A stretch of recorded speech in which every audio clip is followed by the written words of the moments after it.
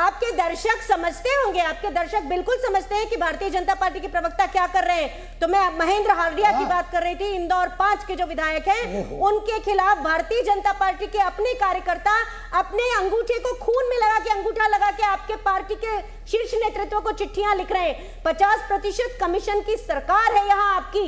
आज ही गौशाला के जो कॉन्ट्रैक्टर है, पेटी कॉन्ट्रैक्टर्स, उन्होंने चिट्ठी लिख कर दी है। एक है पीयूष पांडे और चिट्ठी है और व्यक्ति है, और कांग्रेस ने आज उसका नंबर जारी किया है जिससे आप जैसे सारे लोग वहां पूछ सके और पता कर सके कि इस तरह से 50% की सरकार यहां चल रही है।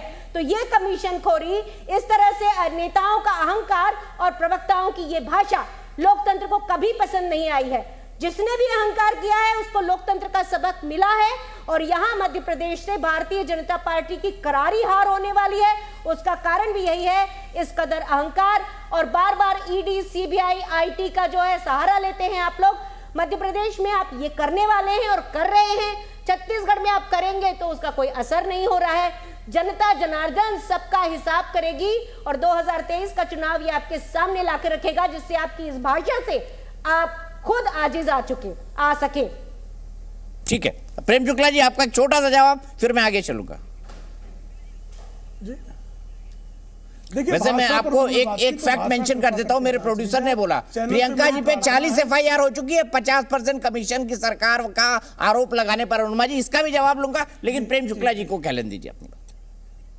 बिल्कुल मैं जवाब दूंगी। लेकिन उन्होंने भाषा पर बात की, आप कृपा करके आप रिव्यू करा ले भाषा का कि किस तरह से गालीबाजी की भाषा, अभद्रता की भाषा, अपशब्द की भाषा कांग्रेस की संस्कृति। और आज इस कार्यक्रम में भी अनुमा जी की भाषा और मेरी भाषा, दोनों के संस्कारों का मूल्यांकन जी न्यूज अपनी तरफ से करने के लिए स्वतंत्र है। दीपक जी आप बहुत पुराने पत्रकार हैं।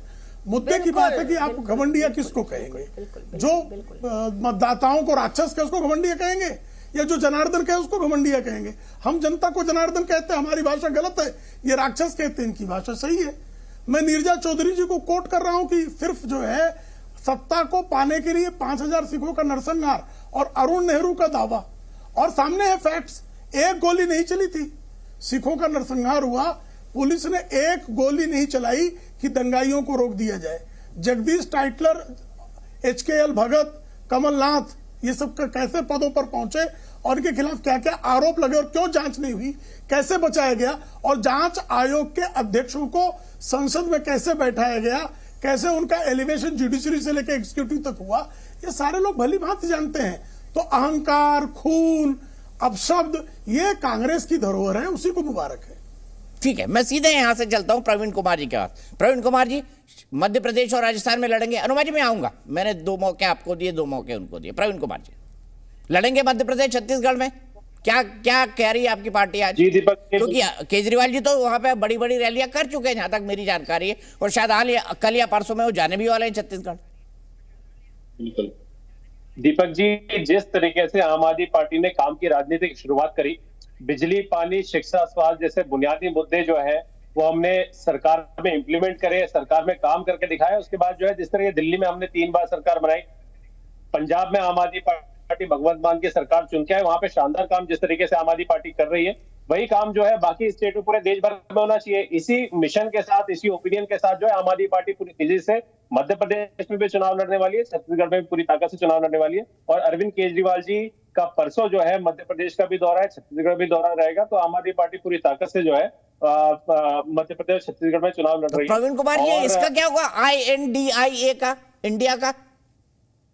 जी मुझे पता था दीपक जी आप जरूर पूछेंगे। तो देखिए, इंडिया का जो गठबंधन है वो 2024 के इलेक्शन के लिए, और देश की जनता और राज्य की जनता अच्छी तरीके से जानती है कि देश के इलेक्शन अलग होते हैं और राज्य के इलेक्शन अलग होते हैं, और देश के इलेक्शन में अलग तरीके से वोटिंग होती है और राज्य के इलेक्शन में अलग तरीके से वोटिंग होती है। आम आदमी पार्टी इन दोनों राज्यों में अपने राज्य के मुद्दे जो है इनके साथ जाएगी, क्योंकि आप देखिए मध्य प्रदेश में जिस तरीके से शिवराज सिंह चौहान की सरकार चल रही है, कोई ऐसा डिपार्टमेंट नहीं है जहां पे उनका घोटाला ना हो। मध्य प्रदेश में 3 लाख करोड़ों का कर्जा जो है शिवराज सिंह चौहान की सरकार के ऊपर हो गया है। महाकाल लोक में 800 करोड़ से ज्यादा का घोटाला जो है महाकाल लोक में हो जाता है। नर्सिंग भर्ती घोटाला जो है, शिक्षा भर्ती घोटाला जो है, व्यापम इतना बड़ा स्कैम जो है, इतना बड़ा स्कैम वहां पे शिवराज सिंह चौहान की सरकार में हुआ, वो पूरी तरीके से मध्य प्रदेश में शिवराज सिंह चौहान इस समय, फिर वो पिछली बार भी ये लोग हार गए थे, पिछली बार भी शिवराज सिंह चौहान जो है वो हार गए थे, उनकी सरकार चली गई थी। जुगाड़ तुगाड़ की सरकार बना के जो है मध्य प्रदेश में इन्होंने भारतीय जनता पार्टी जो ऑपरेशन लूटा चला के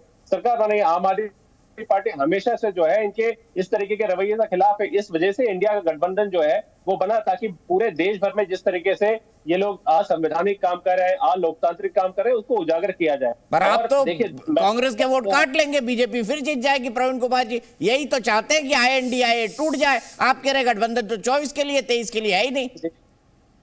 ये तो देखिए, ये तो भारतीय जनता पार्टी लगातार जो है वो इस तरीके की बातें फैलाने की कोशिश करती है।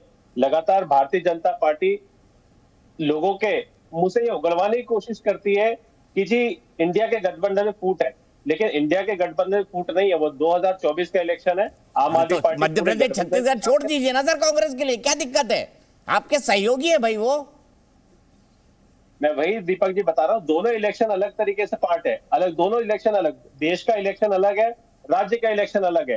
देश में इश्यूज अलग होते हैं, एजेंडे अलग होते हैं, राज्य में एजेंडे अलग होते हैं। मुझे जानना तो अरविंद जी के पास था। मुझे लग रहा है कि मुझे अनुमा जी से एक जवाब ले लेना चाहिए। अनुमा जी क्या करेंगे INDIA के सहयोगी का, आप बताइए। सहयोगी हैं, लोकतंत्र का वो सम्मान करते हैं, हम सम्मान करते हैं, ये परस्पर सम्मान की बात है। लेकिन आपने एक सवाल पूछा था कि 50% के कारण 41 FIR प्रियंका गांधी जी के ऊपर हो गई। मैं आपको फिर बताती हूँ, 38 लाख का कॉन्ट्रैक्ट था गौशाला का, और उसमें 14 लाख से ज्यादा की रिश्वत खाई गई है, लिखा हुआ है। और व्यक्ति का न केवल एड्रेस है, फोन नंबर भी हमने आज रिलीज किया है। तो ये बात बिल्कुल ध्यान से सुनिएगा कि इस भ्रष्टाचार से मध्य प्रदेश की जनता उकता चुकी है। दूसरी चीज ये है कि आदिवासियों के साथ जिस तरह का व्यवहार है, बीजेपी के विधायक के बेटे ने एक आदिवासी युवक को गोली मारी, आपको पता होगा। यहीं पर कटनी के पास एक मनोज केडिया नाम के एडिशनल SP हैं, उनके यहाँ एक आदिवासी हवलदार तैनात था, उसके साथ इतना दुर्व्यवहार हुआ कि उसने जहर पी के आत्महत्या की कोशिश की। तो आदिवासियों के साथ जिस तरह का व्यवहार है, और ऊपर से भारतीय जनता पार्टी का तो ये शासन का हाल है कि सीहोर में एक बीजेपी के विधायक हैं, वो कह रहे हैं कि सीहोर आतंकवादी क्षेत्र है। पता नहीं कब हो गया, या शिवराज जी के रहते हुए वो आतंकवादी क्षेत्र हो गया। ये भी एक कमाल की बात है। तो ये सारी चीजें हमको ये बताती हैं। और जिस तरह से बीजेपी के प्रवक्ता कह रहे हैं, इतनी हीन भावना, इतनी कुंठा, इसको लेके कहां जाएंगे? क्या तरीका होता है? केंद्र में इतना भ्रष्टाचार, CAG की रिपोर्ट आ चुकी है, आप जानते हैं। यहाँ 50% का भ्रष्टाचार। तो भ्रष्टाचार मैं आऊंगा प्रेम शुक्ला जी, एक कमेंट वाजपेयी जी आपका उत्तर देने का अवसर मिलना चाहिए। बिल्कुल, मैं इस अनर्गल प्रलाप का उत्तर देने का अवसर मिलना चाहिए। ठीक है, बोलिए। चलिए प्रेम शुक्ला जी आप बोल लीजिए, मैं वाजपेयी जी से दूसरे तरफ शुरुआत करवा लूंगा। देखिए, जिस पार्टी के जो सबसे बड़े चेहरे हैं श्रीमती सोनिया गांधी 420 की केस में बेल पर हो, जिसके जो है सजा याफ्ता के हो गालीबाजी के मामले में, और 420 मामले में श्रीमान राहुल गांधी बेल पर हो, और 9 उन पर और इस तरह से जो है आपराधिक मामले।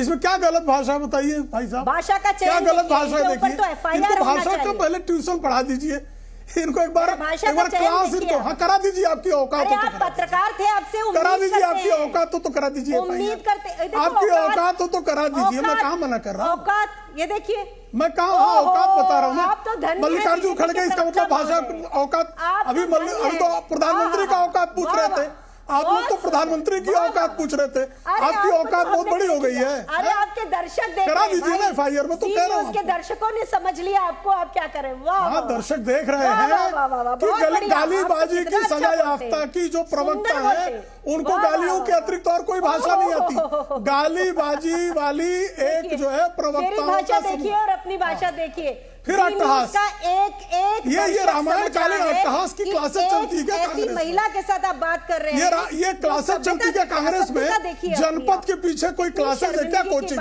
ये रामायण कालीन अट्टहास करते हैं। जितने भी हैं जी न्यूज के जितने भी दर्शक हैं, आपको देख रहे हैं और आपकी भाषा भी समझ रहे हैं, और आपका तरीका भी देख रहे हैं। इनकी जिह्वा जो है अतिसार की शिकार है। झल्ला रहे, इनकी जिह्वा अतिसार की शिकार है। कैसे झल्ला रहे हैं? मैं झल्ला रहा हूँ? अच्छा, मैं नहीं झल्ला रहा हूँ। अर्थ समझते हैं ना? आपकी कुंठा, हताशा, अभद्रता जो है वापस आते बहस पे। व्यक्तिगत ना हो। लेकिन अरविंद जी जवाब सोचकर रखिएगा, मेरा सीधा सवाल होगा, क्या ये प्रधानमंत्री और मोदी की गुगली है प्रवीण कुमार जी की पार्टी और अनुमाचार्य जी की पार्टी के लिए? क्या है आप बताइएगा ब्रेक के बाद। अरे प्लीज पर्सनल ना हो, आप दोनों मेरे सम्मानित गेस्ट हैं, मेहमान हैं। जी